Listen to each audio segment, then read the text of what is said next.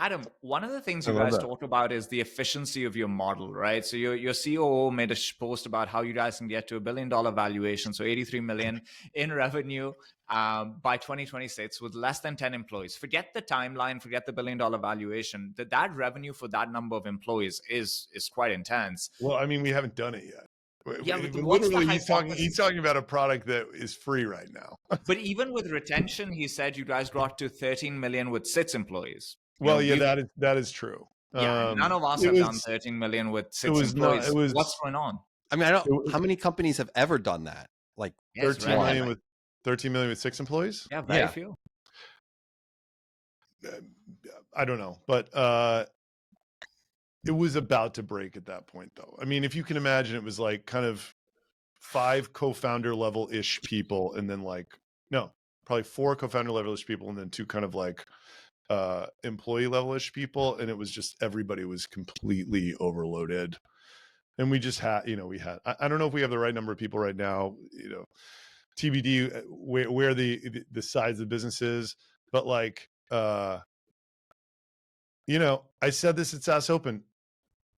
If you have one thing that I've really just come to appreciate is that with SaaS, it's product, right? Like you can set sales goals all you want. Like the product is like so important, and like the product itself having word of mouth it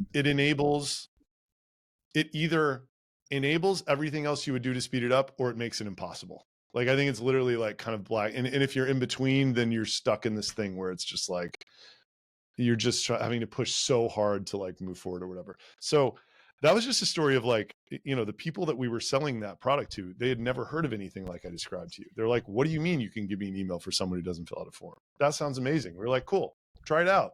We'll sell you 1,000 emails for $500. If you don't like it, stop.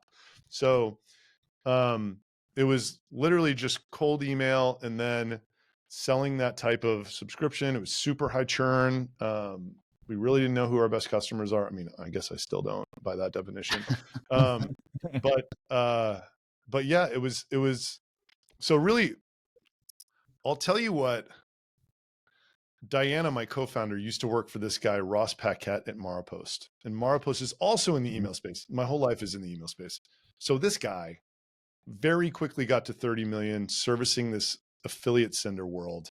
And then he's just been stuck, and he's done some bolt-on acquisitions. And I don't know what he's doing now, but like his company's I think bigger. he's doing close to 100. Yeah, he's like bought a couple, anyway. Canadian company, right? Yeah. It's a Canadian company, and he bought 2 companies in Queensland.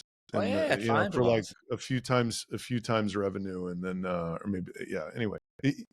But like this guy, for the first 8, he literally had like a decade where he owned all the equity, and he was like generating $20 million of free cash and just like pocketing it. And I thought that Get Emails could be something like that. I was like, the churn is so bad that it's going to stop at some point, but there's a chance we could get it between 25 and 30 million and like have 15 people sitting around here,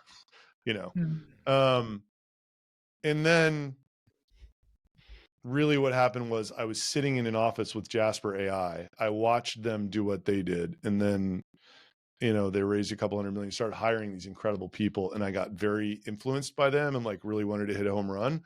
So I went down the path I went down. But that was my motivation. I was just like, everyone's terrified of high churn SaaS because, of the reason we should all be terrified. You can't grow them beyond a certain Grow a business. But yeah, but like, I don't see very many people running companies like that, right?